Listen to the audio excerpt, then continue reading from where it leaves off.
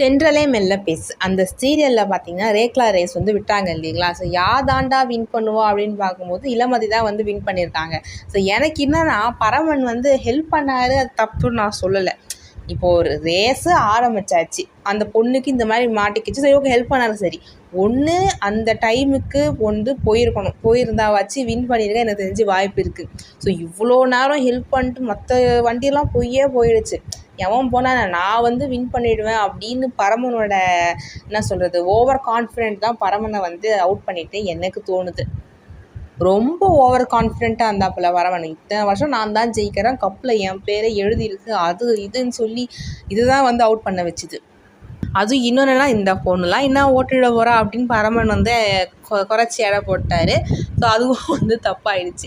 எனக்கு தெரிஞ்சு இந்த சீரியலில் வந்து இந்த ரேஸு இது விட்டாங்க, ஜவ்வு மாதிரி இழுத்துன்னு போனாங்கங்க. நானும் ஆரம்பிப்பாங்க ரேஸை பார்த்துன்னுக்கிறேன். எப்பா எவ்வளோ நேரம்.